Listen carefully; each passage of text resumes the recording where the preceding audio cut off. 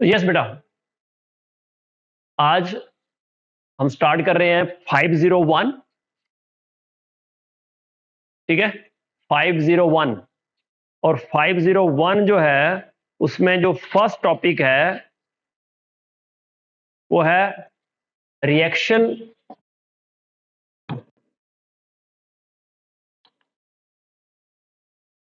Mechanism of coordination compounds.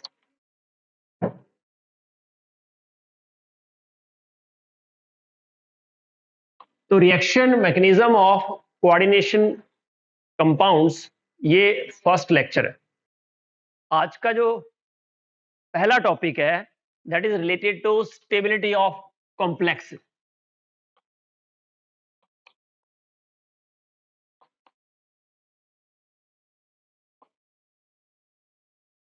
Coordination compounds को हम क्या बोलते हैं? कॉम्प्लेक्स। उसके जो आयंस होते हैं उसको क्या बोलते हैं? Complex ions.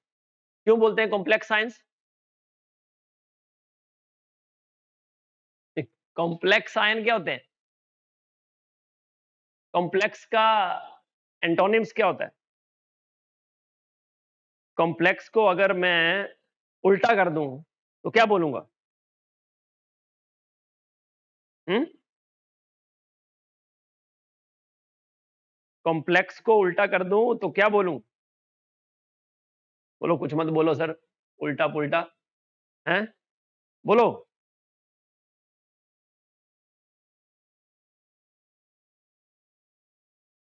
वो कॉम्प्लेक्स का उल्टा क्या होता है? वो सिंपल। सिंपल ही होता है ना। एक सिंपल होता है, दूसरा कॉम्प्लेक्स। सिंप्लेक्स सिंपल अगर लिखूं मैं तो उसका उल्टा क्या होगा? कॉम्प्लेक्स। और कॉम्प्लेक्स का उल्टा क्या होगा? सिंपल। तो हम बात कर रहे हैं कि stability of complex, stability of simple की बात नहीं हो रही। तो सिंपल आयन और कॉम्प्लेक्स आयन में क्या डिफरेंस है, पहले ये बता दो। कोऑर्डिनेशन कंपाउंड को हम कॉम्प्लेक्स बोलते हैं ना, और उसमें जो आयन होता है उसको बोलते हैं कॉम्प्लेक्स आयन, है ना। तो मैं आपको सिंपल सा वर्ड पूछ रहा हूं कि सिंपल आयन और कॉम्प्लेक्स आयन क्या होते हैं? नहीं,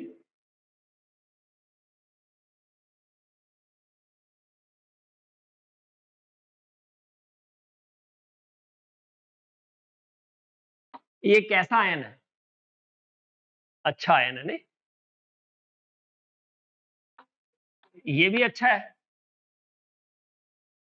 वो अच्छा है कि नहीं? दिख नहीं रहा है। अच्छा है। अच्छा,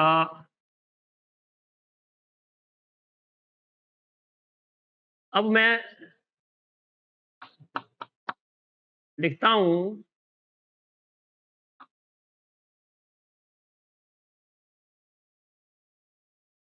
कैसा आयन लग रहा है? कॉम्प्लेक्स लग रहा है, क्योंकि बहुत सारे आयन आ गए ना, मेटल भी आ गए, नॉन मेटल भी आए। ये एक आयन है। सिंगल आयन मतलब सिंपल आयन। एक से ज्यादा एटम्स इन्वॉल्व हैं और फिर वो आयन बना रहा है, तो क्या बन गया? Complex ion. तो आपको पता है कोऑर्डिनेशन कंपाउंड जो होते हैं उसमें कैसे आयन होते हैं? कॉम्प्लेक्स। जैसे मैंने लिखा K4Fe3N6, ये कॉम्प्लेक्स है, कोऑर्डिनेशन कंपाउंड है ये, है। अब इसको अगर मुझे तोड़ना है तो किस में टूटेगा ये? क्या क्या बनेगा इससे?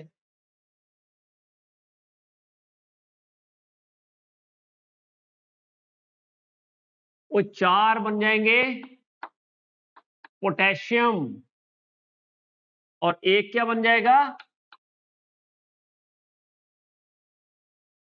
ये आयन बन जाएगा। तो ये जो आयन है वो क्या है? Complex ion. कैसा आयन है ये? नो डाउट ये सिंपल आयन है। बट ओवरऑल ये कॉम्प्लेक्स आयन का कंपाउंड है ना, कोऑर्डिनेशन कंपाउंड बोला इसको, इसलिए इसको क्या बोलते हैं, कॉम्प्लेक्स। ये है कॉम्प्लेक्स, है ना। उसके चार्ज को हम काउंट ना भी करें तो भी मेटल है, उसके साथ ये लिगेंड्स हैं। तो बीएससी में पढ़ रहे हो तो लिगेंड्स पता है आपको, मेटल पता है, ठीक है ना। तो ये जो कॉम्प्लेक्स है, ठीक है, इसकी स्टेबिलिटी के बारे में जानना है हमें, ठीक है। तो मैं आयन नहीं लिख रहा हूं, स्टेबिलिटी ऑफ कॉम्प्लेक्स, ठीक है ना। तो कॉम्प्लेक्स समझ गए आप क्या है, कोऑर्डिनेशन कंपाउंड को हम कॉम्प्लेक्स बोलते हैं, ठीक है। एंड हैव स्माइलिंग फेस, ठीक है, ऐसे रोंदू मुंह बना के मत बैठो, है ना, मजे करो, ठीक है, पढ़ने के मजे लो मतलब, ठीक है। और फेस ऐसा होना चाहिए कि मुझे भी अच्छा लगे आपको देख के कि हाँ सही है, कुछ तो सुन रहे हैं बच्चे, देखो कितना अच्छा फेस है, अच्छे, अच्छा बच्चा है ये, सबसे अच्छा बच्चा है, पेपर बहुत अच्छा लिखता है ये, मैं तो सोचता था ऐसे ही है ये, और पेपर में बहुत अच्छे से लिखता है यार, गुड। ओके, तो ये हो गया। नहीं, मैं बाकियों का कभी पेपर देखा नहीं, इसका स्पेशली देखा था क्योंकि एक बार इसके पापा आए थे ना, मम्मी पापा आए थे कि पापा आए थे ना, तो इसलिए मैंने सोचा कि एक बार देख तो ले कि बच्चा कैसा है। तो मैंने देखा स्पेशली रोल नंबर ढूँढ के कि बंदा कैसा लिखता है, तो देखा कि हाँ, सही लिखता है। ओके, तो ये कॉम्प्लेक्स के स्टेबिलिटी के बारे में हमें जानना है। अब जब भी हमारे दिमाग में स्टेबिलिटी आती है, तो हम क्या सोचते हैं? स्टेबल क्या होता है?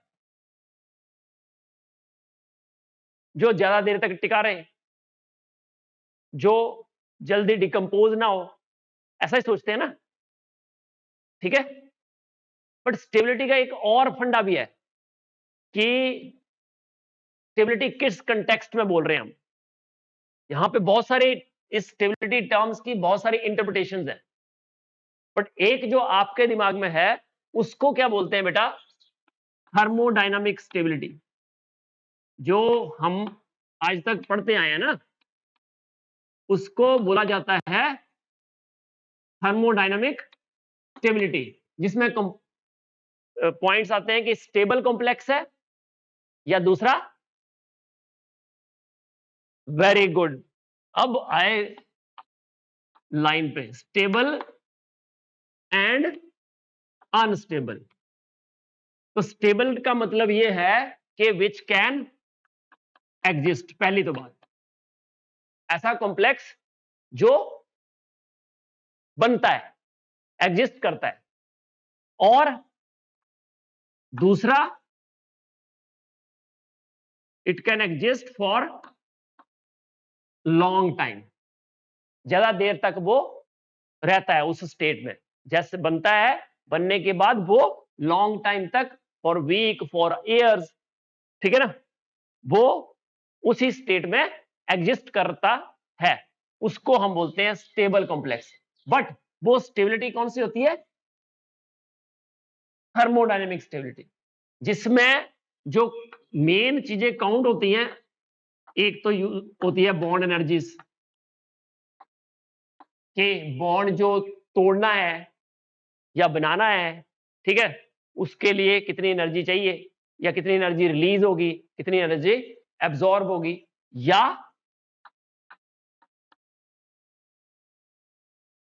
इंथैल्पी, ठीक है ना, बॉन्ड इंथैल्पीज या टोटल इंथैल्पी उस पर्टिकुलर फॉर्मेशन की, कॉम्प्लेक्स बनने में जो रिएक्शन हो रहा है। जैसे मान लिया मैंने ऐसे लिखा, 6 लिगेंड्स ज्वाइन करते हैं और 6 लिगेंड्स जुड़े और बन जाए ये, तो इस कॉम्प्लेक्स को बनने में जो एनर्जी यूज होगी, जितनी ज्यादा एनर्जी रिलीज होती है, उतना कॉम्प्लेक्स क्या हो जाता है? जितनी एनर्जी ज्यादा रिलीज होगी, उतने ही इसकी एनर्जी क्या हो जाएगी? कम। तो कॉम्प्लेक्स क्या हो जाएगा? Very good, stable. मतलब इंथैल्पी ऑफ रिएक्शन क्या होना चाहिए? नेगेटिव। नेगेटिव का मतलब क्या होता है? energy is released during the formation of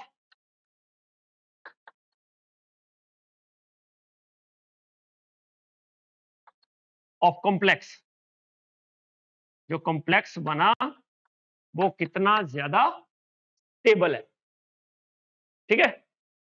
अब ये बात हो गई कि कॉम्प्लेक्स स्टेबल हो तो ऐसा होना चाहिए, अनस्टेबल होगा तो which can not be formed, which can not exist, ठीक है। और अगर बनता भी है तो ज्यादा देर तक उस स्टेट में रह नहीं पाता है, जल्दी टूट जाता है, तो वो क्या हो जाएगा, अनस्टेबल। बट ये जो स्टेबल और अनस्टेबल कॉम्प्लेक्स है वो काउंट करते हैं ये वाला चीज, कौन सा, थर्मोडायनेमिक स्टेबिलिटी, और ये डील करता है with the stability constants.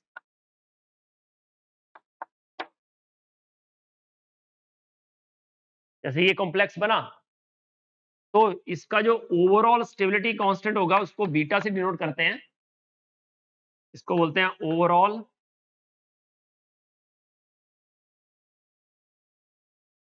Stability constant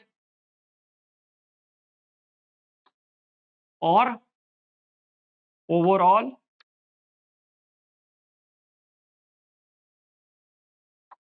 formation constant. Overall stability constant और ओवरऑल फॉर्मेशन कांस्टेंट, ठीक है। तो क्या आ जाएगा, इक्वल टू ml6 की concentration divided by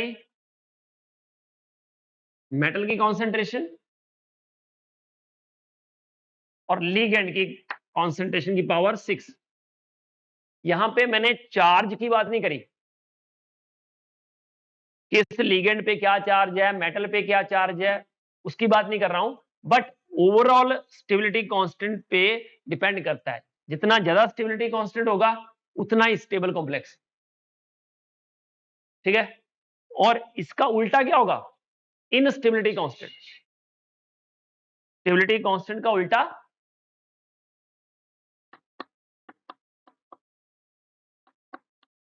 instability constant, और उसको क्या बोलते हैं,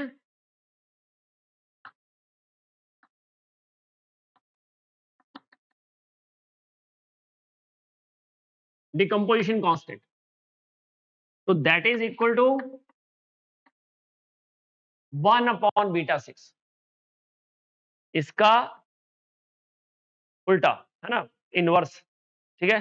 तो दैट इज इनस्टेबिलिटी कांस्टेंट। तो जितना ज्यादा ये कांस्टेंट होगा उतना अनस्टेबल कॉम्प्लेक्स होगा, जितना स्टेबिलिटी कांस्टेंट ज्यादा होगा उतना स्टेबल कॉम्प्लेक्स हो। गॉट इट, ये बातें क्लियर हो गई, ठीक है। अब आते हैं दूसरा टाइप का स्टेबिलिटी जिसको हम बोलते हैं काइनेटिक स्टेबिलिटी। अब देखो है तो स्टेबिलिटी, हमने लिखा था स्टेबिलिटी ऑफ कॉम्प्लेक्स, बट जो हमारे दिमाग में अभी तक कॉन्सेप्ट था वो कौन सा था, थर्मोडायनेमिक स्टेबिलिटी का कॉम्प्लेक्स। कि थर्मोडायनेमिक स्टेबिलिटी को ही हम स्टेबिलिटी बोल रहे थे, ठीक है ना। हमारे दिमाग में तो यही था ना, स्टेबिलिटी मतलब कि स्टेबल होना चाहिए, जो बने और बना रहे, ठीक है, टूटे ना, है ना।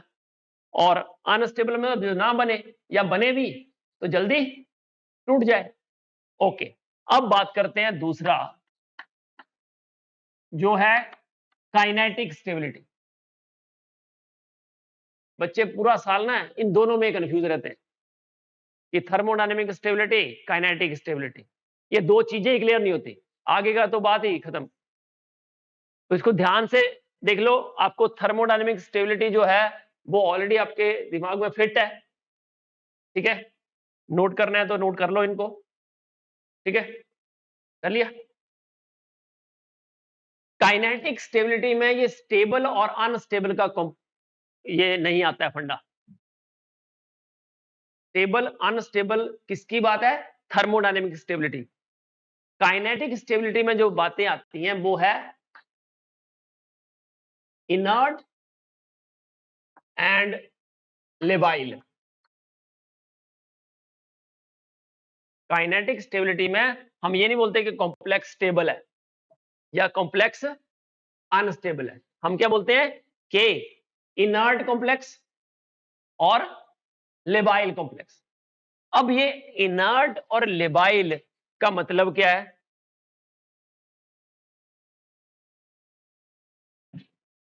पहली बात कि इसमें जो फर्स्ट हम दिमाग में रखेंगे वो क्या है कि रेट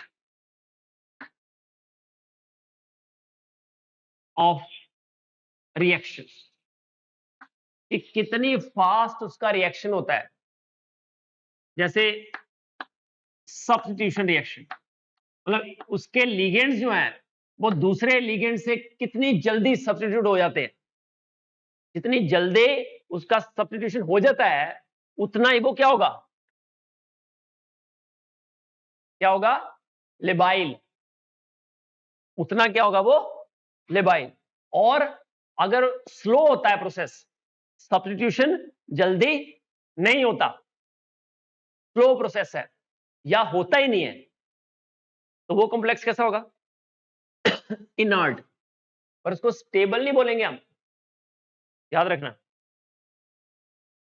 तो इनर्ट क्या हुआ, जिसका सब्स्टिट्यूशन या आइसोमराइजेशन या electron transfer reaction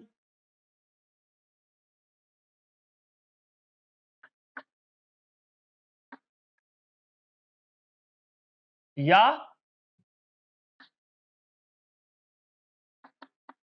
reagent transfer reaction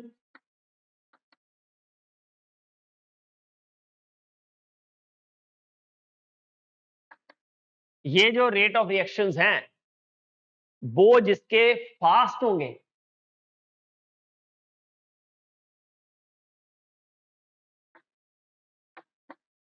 quick होंगे, वो उतना क्या होगा,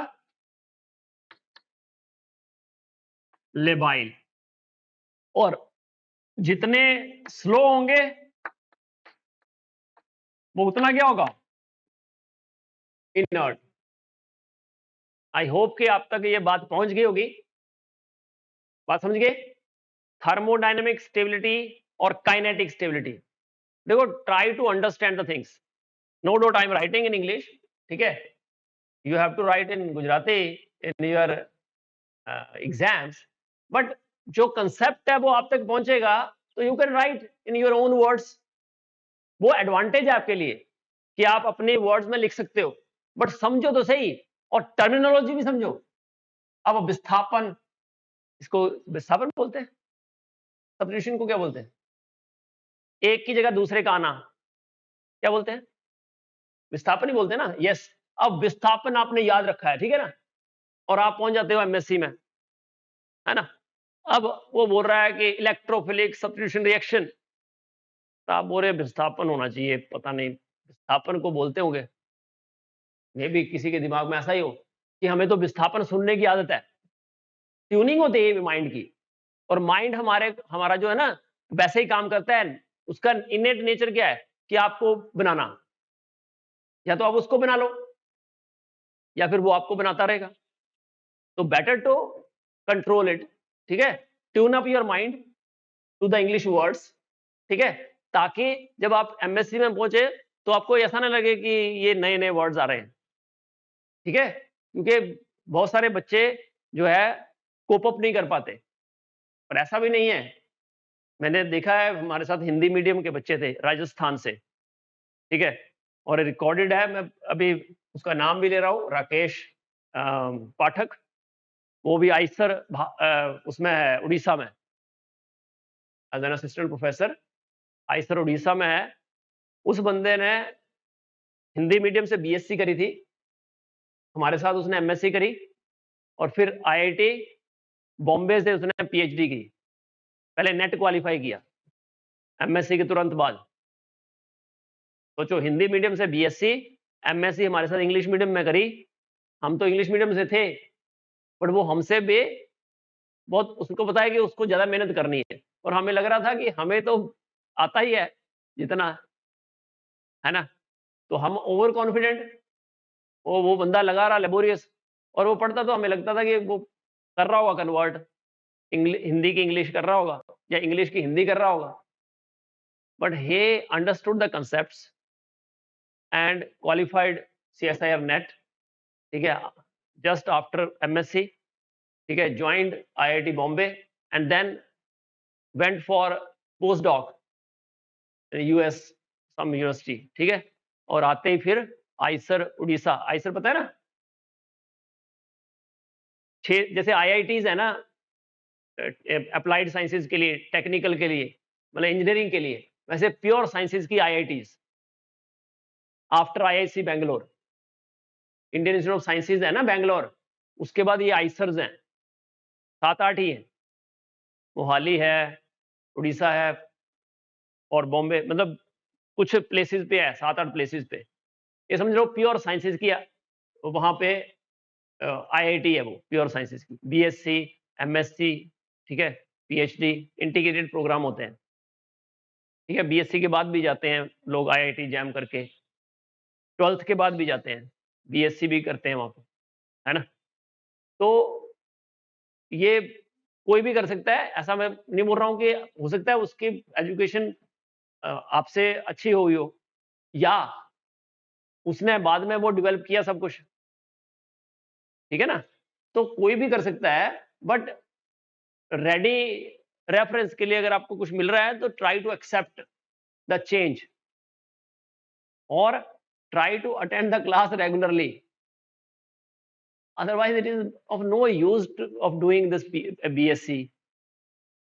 There are lakhs of students doing BSc, ठीक है, और वो आपके साथ उतरेंगे, बीएससी आप डीयू से कर रहे हो, बीएससी आप एचएनयू से कर रहे हो, एसपीयू से भी कर रहे हो, जीयू से भी कर रहे हो, सबसे कंपटीशन है ना अपना,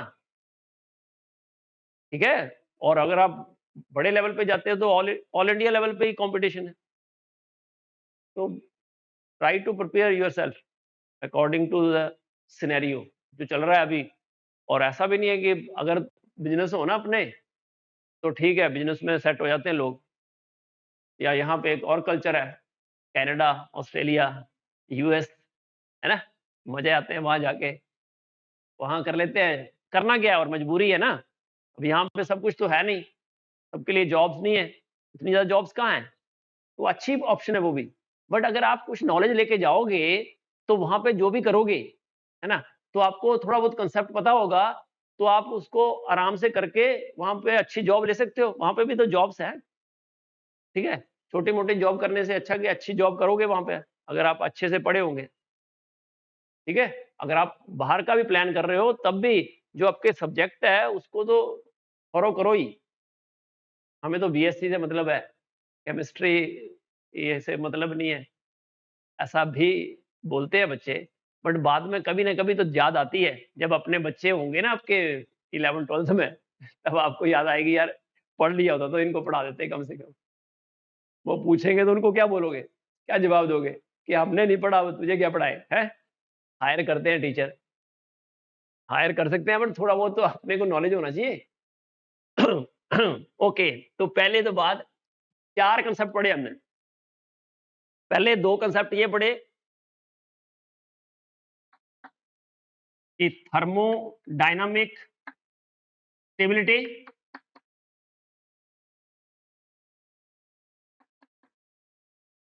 और काइनेटिक स्टेबिलिटी, ये 2 मेजर कांसेप्ट थे। उसमें थर्मोडायनामिक स्टेबिलिटी हमने पढ़ा स्टेबल कॉम्प्लेक्स और अनस्टेबल कॉम्प्लेक्स। काइनेटिक स्टेबिलिटी में हमने पढ़ा इनर्ट कॉम्प्लेक्स और लेबाइल। अब दूसरा दिमाग में क्या आता है कि अगर कॉम्प्लेक्स स्टेबल है तो वो इनर्ट होना चाहिए, ऐसा सोच लेते हैं हम, ऐसा होता नहीं, ठीक है, और अनस्टेबल है तो वो लेबाइल होना चाहिए, but it's not true. They are entirely different terms. ये किससे डील कर रहा है? रेट ऑफ सब्स्टिट्यूशन से, कि दूसरा लिगेंड आएगा, उसके लिगेंड को सब्स्टिट्यूट करेगा, वो कितनी फास्ट करता है वो डिसाइड कर रहा है कि काइनेटिक है या लेबाइल है ना। और ये कि वो एग्जिस्ट करता है, उसका स्टेबिलिटी कांस्टेंट कितना ज्यादा है जब वो बनता है, मेटल और लिगेंड जुड़ के जो कॉम्प्लेक्स बनाते हैं वो कितना स्टेबल है, वो डिसाइड करता है कि वो स्टेबल है या अनस्टेबल। स्टेबल कॉम्प्लेक्स में बी इनर्ट और लेबाइल, और unstable complex, less stable complex, unstable को लेस स्टेबल भी बोल सकते हैं ना, लेस स्टेबल कॉम्प्लेक्स में बी इनर्ट और labile. In most of the cases जो लेस स्टेबल है वो लेबाइल होता है, but it is not always true. ठीक है, तो एक एग्जांपल के साथ हम करते हैं ये कि क्यों ट्रू नहीं है। ठीक है, चलो, तो kinetic stability, thermodynamic stability, stable, unstable, inert, labile, ये चीजें आपके दिमाग में आ गई होंगी टू सम एक्सटेंट। अब हम एक एग्जांपल के साथ इसको आगे करते हैं कि हमारे पास एक कॉम्प्लेक्स है,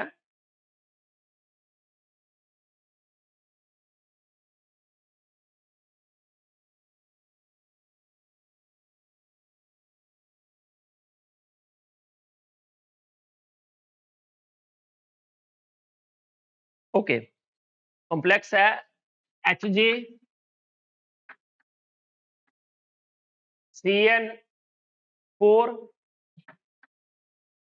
2 नेगेटिव, ये कॉम्प्लेक्स है और इसका जो स्टेबिलिटी कांस्टेंट है, और क्या बोला उसको मैंने, फॉर्मेशन कांस्टेंट भी बोला ना। देखो, ओवरऑल स्टेबिलिटी कांस्टेंट और फॉर्मेशन कांस्टेंट, उसकी वैल्यू दी है 10⁻42। इसका जो स्टेबिलिटी कांस्टेंट है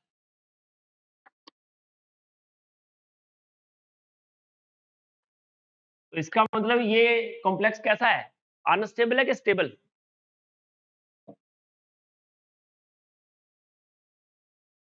तो स्टेबिलिटी कांस्टेंट की वैल्यू 10⁻42, कितनी बड़ी वैल्यू हुई। अगर स्टेबिलिटी कांस्टेंट एक या एक से ज्यादा होता है तो वो स्टेबल होता है। मैंने क्या बोला, higher then stability constant stable is the complex, बोला ऐसा नहीं बोला? और स्टेबिलिटी कांस्टेंट की वैल्यू जितनी ज्यादा होगी, ऐसे नहीं लिखा है, स्टेबिलिटी कांस्टेंट की वैल्यू जितनी ज्यादा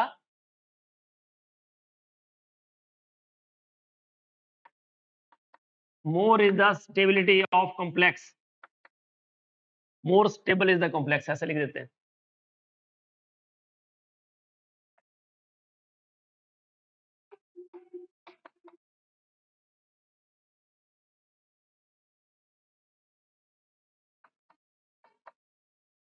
जितना स्टेबिलिटी कांस्टेंट का वैल्यू हाई होगा उतना कॉम्प्लेक्स स्टेबल होगा। नहीं लिखा, लिखवाया मैंने, वो लिखवाया है बच्चे, मैंने यही लिखा था कि स्टेबिलिटी कांस्टेंट की वैल्यू ज्यादा होगी तो स्टेबल कॉम्प्लेक्स होगा। ये स्टेबिलिटी और इनस्टेबिलिटी कॉम्प्लेक्स नहीं लिखे, इनस्टेबिलिटी कांस्टेंट, एंथैल्पी भी लिखाया गया और स्टेबिलिटी कांस्टेंट भी लिखवाया, देखो दोनों टर्म लिखा है।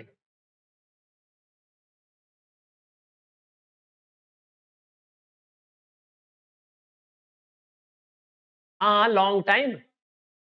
और उसके बाद स्टेबिलिटी कांस्टेंट और इनस्टेबिलिटी कांस्टेंट डिस्कस नहीं किया हमने, before inert and labile. Overall stability constant लिखा आपने बीटा 6। तो मैंने बोला कि जितने ज्यादा इसकी वैल्यू होगी उतना स्टेबल कॉम्प्लेक्स होगा, नहीं बोला? बोला है, नहीं बोला है? कोई बात नहीं, अब बोल रहा हूं, चलो कि अगर नहीं बोला है तो अब बोल रहा हूं कि अगर स्टेबिलिटी कांस्टेंट की वैल्यू जितनी हाई होगी उतना कॉम्प्लेक्स स्टेबल होगा। ठीक है, वो बॉन्ड एनर्जी तो आएगी, मेटल लिगेंड जो बॉन्ड एनर्जीज है वो तो काउंट होंगी ही, but in addition to that stability constant भी डिसाइड करता है। मेटल लिगेंड की जितनी ज्यादा बॉन्ड एनर्जी होगी उतना स्टेबल कॉम्प्लेक्स होगा, क्योंकि उसको तोड़ना डिफिकल्ट हो जाएगा ना। ठीक है, तो मेटल लिगेंड बॉन्ड एनर्जीज और स्टेबिलिटी कांस्टेंट। ठीक है, जितना स्टेबिलिटी कांस्टेंट ज्यादा होगा उतना ज्यादा स्टेबल कॉम्प्लेक्स होगा। राइट, तो इसका मतलब ये जो कॉम्प्लेक्स है वो स्टेबल। राइट, अब सेकेंड स्टेप के देखते हैं कि ये जब रिएक्शन करता है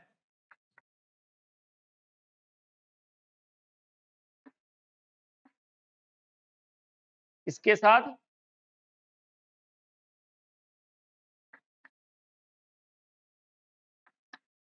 कार्बन 14 का साइनाइड है।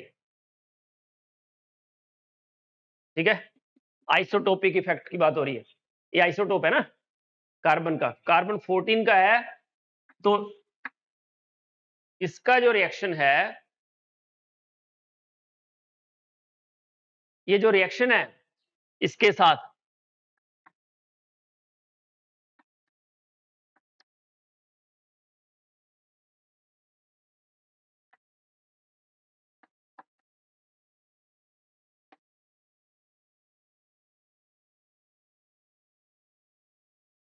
It is very fast,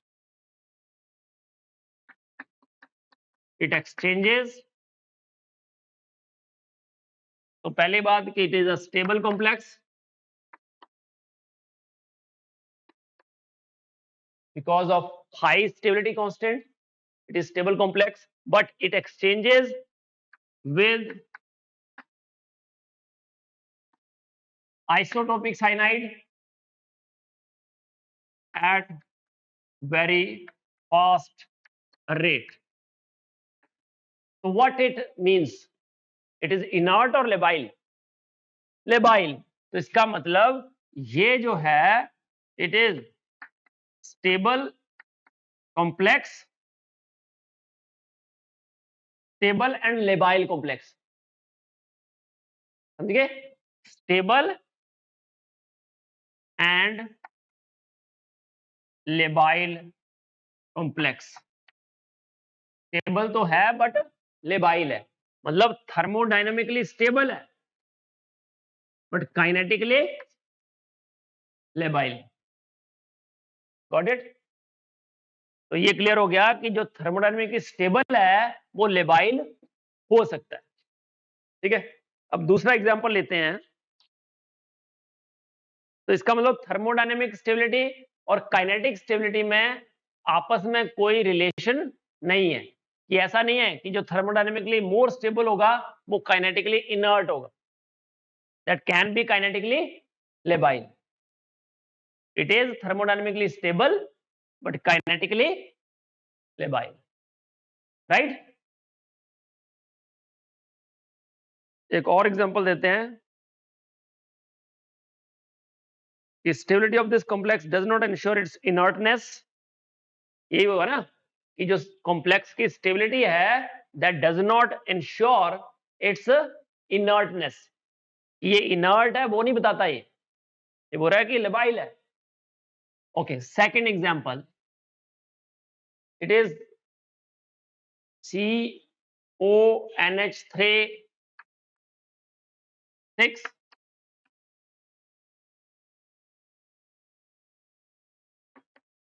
3+, CONH3 3+, ये जो है thermodynamically unstable. This complex is thermodynamically unstable.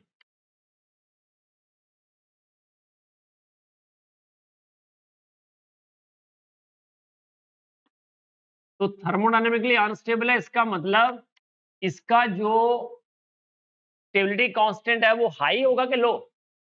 लो होगा। स्टेबिलिटी कांस्टेंट इसका कम होगा। अब ये जो है in acid solution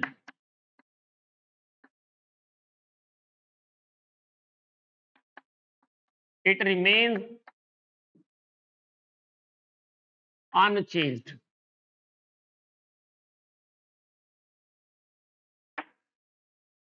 acid solution में इट रिमेन्स अनचेंज्ड फॉर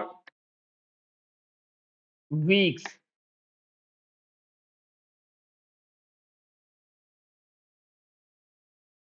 ठीक है,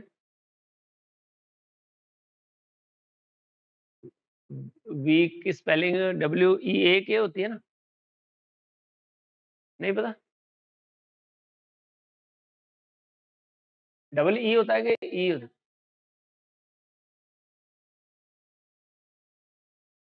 मतलब 7 दिन का जो वीक होता है उसको WEE के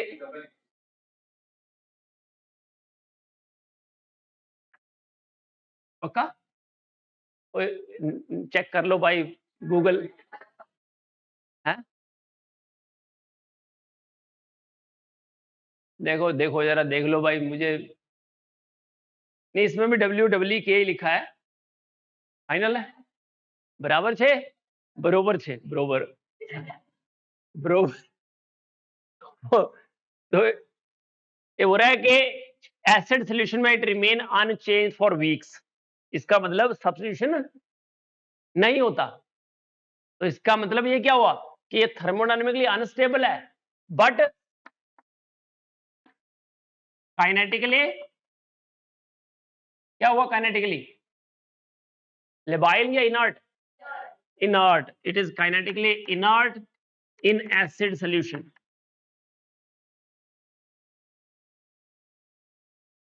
तो एसिड सॉल्यूशन में ये काइनेटिकली इनर्ट है।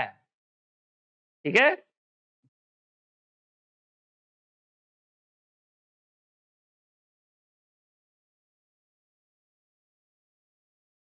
तो the stability of complex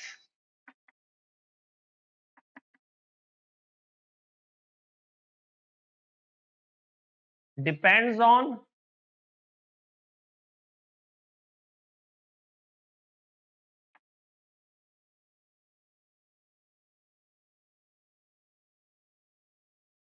reaction energy while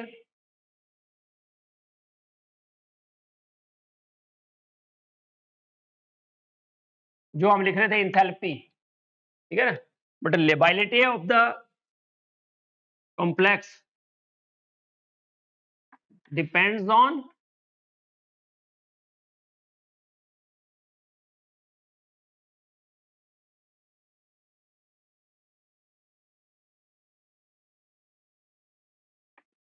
activation energy.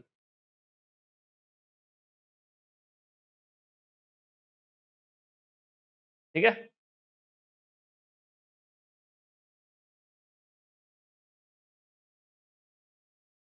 तो larger the activation energy,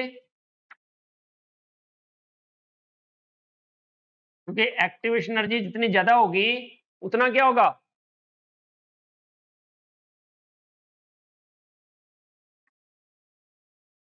rate of reaction क्या हो जाएगा? स्लो या फास्ट? और ये वाला पढ़ा है कभी? K equal to A E raise to power minus EA by RT पढ़ा है? आर्यन इक्वेशन नहीं पढ़ी? 11th 12th में करी थी। ओए फर्स्ट ईयर में भी था, केमिकल काइनेटिक्स नहीं था? तो उसमें ये आरएनएस इक्वेशन नहीं थी? थी, बहुत बढ़िया। तो ऐसा करके पढ़ा होगा ना कि ज्यादा एक्टिवेशन एनर्जी होती है तो रिएक्शन इधर नहीं जा पाता है, कम होती है तो जल्दी हो जाता है। वो जो आता है क्या बोलते हैं, कैटलिस्ट, वो रिएक्शन को की एनर्जी को लोअर कर देता है, एक्टिवेशन एनर्जी को, रिएक्शन फास्ट हो जाता है ना? तो जितने लार्जर होगी activation energy, slower the rate of reaction, reaction rate उतना स्लो होगा, और जितना लो होगा उतना क्या होगा? Less labile, more inert, more inert, less labile. Activation energy high होने की वजह से जो रेट ऑफ रिएक्शन है वो क्या हो जाएगा? फास्ट हो जाएगा या स्लो? स्लो, क्या हो जाएगा? स्लो। अगर रेट ऑफ रिएक्शन स्लो हो जाएगा तो इसका मतलब वो सब्स्टिट्यूशन नहीं हो पाएगा इजीली। अगर सब्स्टिट्यूशन इजीली नहीं हो पाएगा, इसका मतलब कि वो काइनेटिकली क्या हो गया? इनर्ट। तो लेबाइल क्या हो गया? कम। ठीक है, तो ये आएगा कि जितनी ज्यादा एक्टिवेशन एनर्जी होगी, lower will be the lability of the complex, उतनी ज्यादा लेबाइलिटी होगी ऑफ कॉम्प्लेक्स की। ठीक है,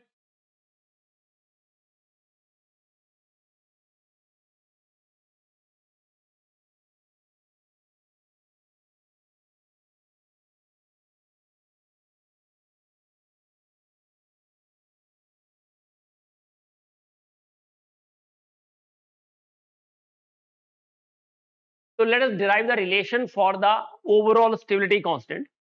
जैसे मैंने ये लिखा, कॉम्प्लेक्स Ml4 कॉम्प्लेक्स की बात कर रहा हूं मैं, इसकी मुझे स्टेबिलिटी देखनी है।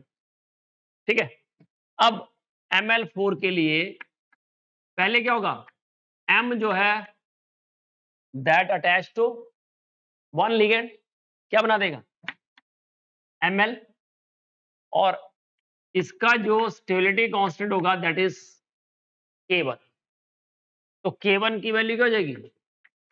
Ml divided by M into L।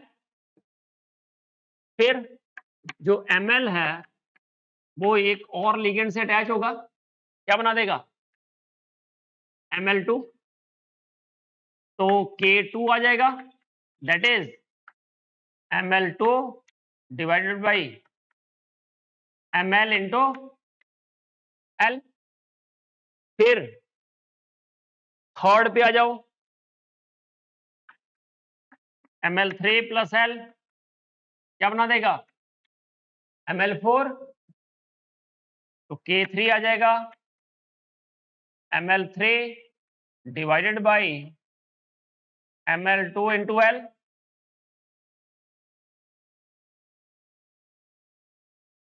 फिर सॉरी Ml2 और Ml3 है ना। फिर Ml3 में एक और L अटैच होगा तो क्या बना देगा? Ml4। क्या हो जाएगा ये? K4। अब ये K1 K2 K3 जो है और K4, K1 K2 K3 K4 are step wise stability constants. क्या है ये? Step wise stability constants.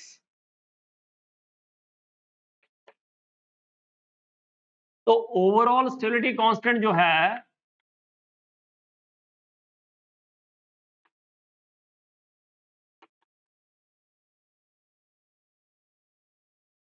overall stability constant that is beta 4,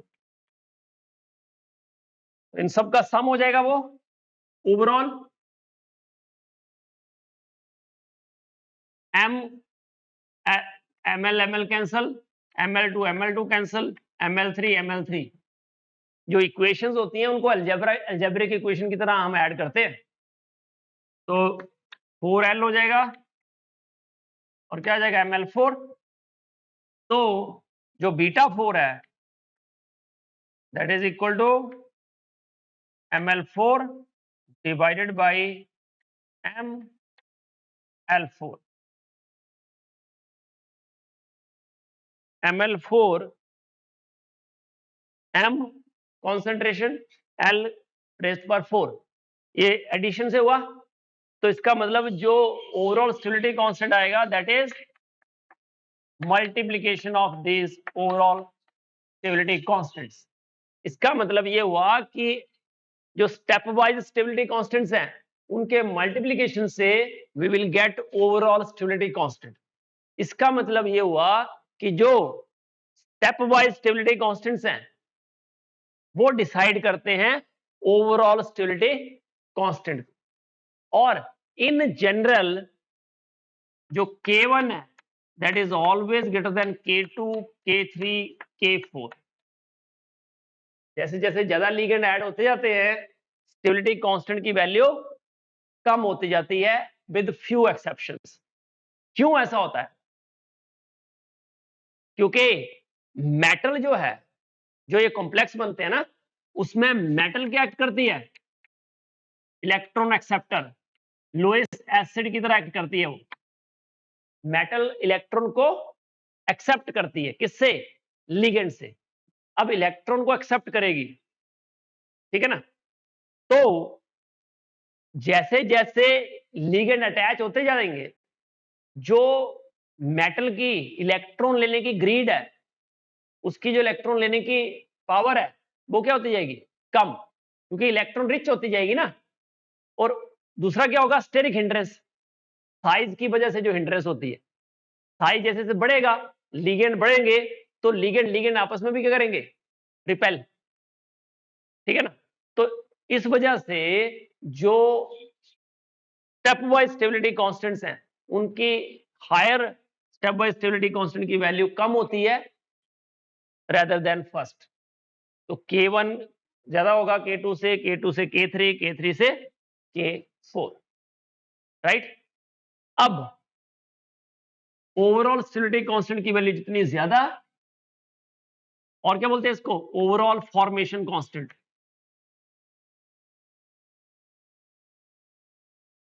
तो जितने ज्यादा स्टेबिलिटी कांस्टेंट की वैल्यू होगी उतना स्टेबल कॉम्प्लेक्स होगा। कौन सी स्टेबिलिटी? काइनेटिक या थर्मोडायनेमिक? थर्मोडायनेमिक। काइनेटिक की तो रेट ऑफ सब्स्टिट्यूशन वाला काम है। ये जो स्टेबिलिटी है वो कौन क्या डिसाइड करती है? Thermodynamic stability. तो हायर या larger, higher the value of overall stability constant,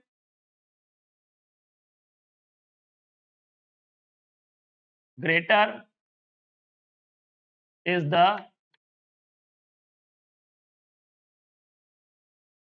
stability of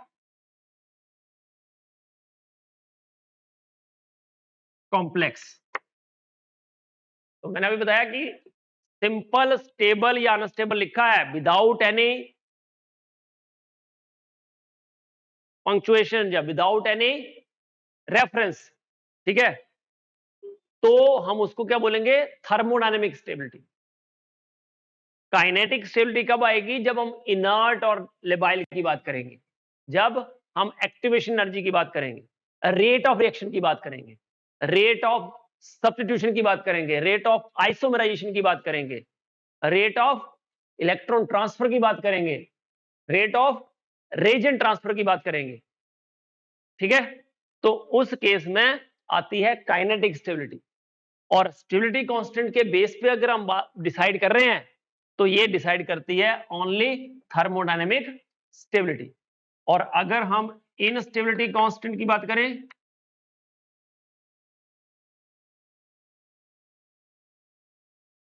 तो that is 1 upon stability constant, that is equal to 1 upon stability constant.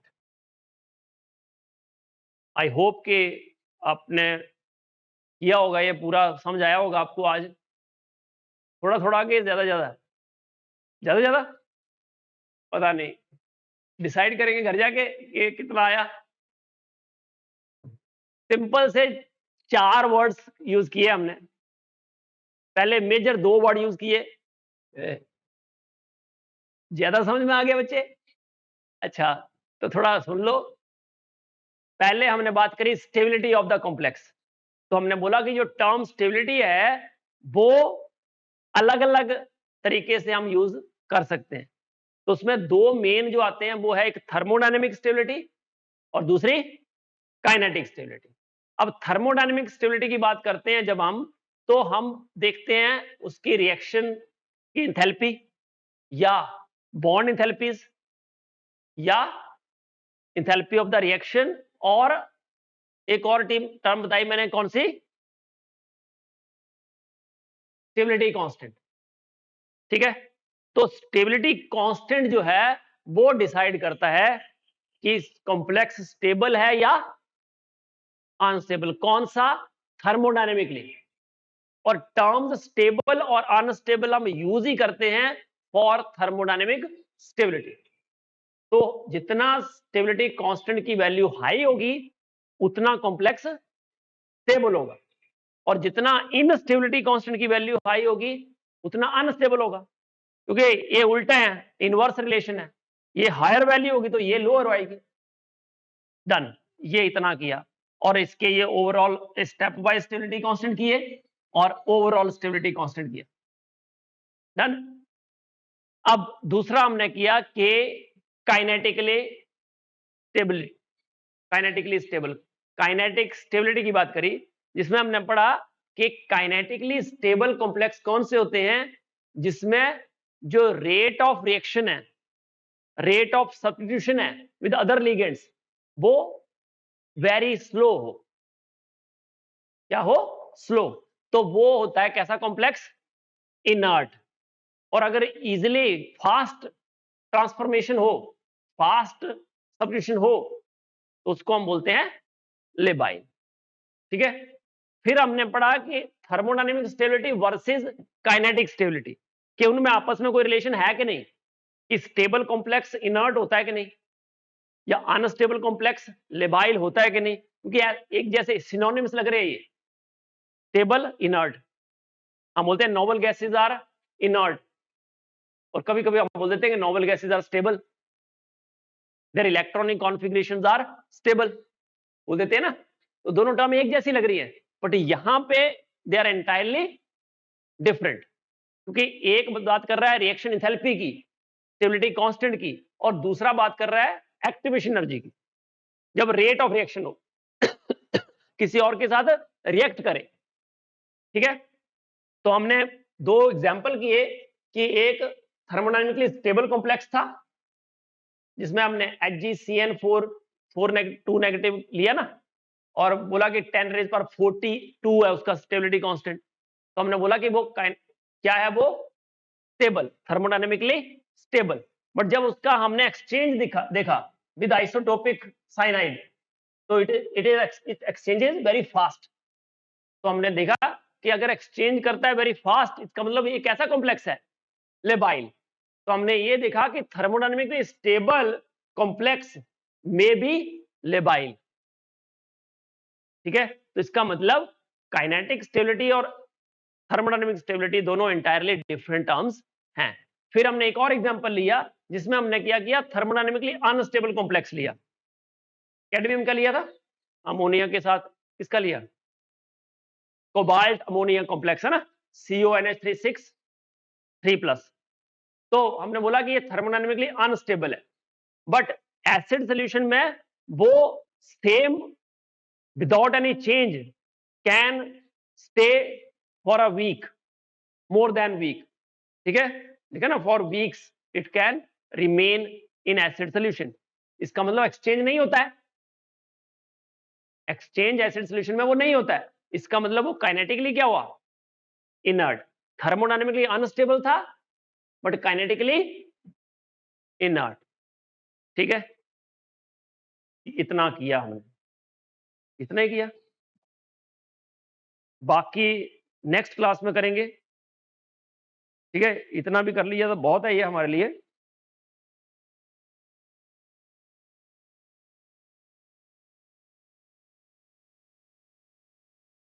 Okay, yes, कोई डाउट है आपको तो पूछ लो। तो इसका मतलब जो इनर्ट कॉम्प्लेक्सेस हैं they are not necessarily thermodynamically stable. ठीक है, और labile complexes are not necessarily thermodynamically unstable. ठीक है, तो that's all for the day. Thank you so much कि आपने इतने प्यार से सुना है। चलो तो अब टाइम हो गया हमारा के है? થઈ ગયો? टाइम થઈ ગયો तो फिर तो बंद कर देते हैं। Time oh my God! क्या टाइमिंग है नहीं? 12:45 मतलब हम बहुत ही अच्छे बंदे हैं।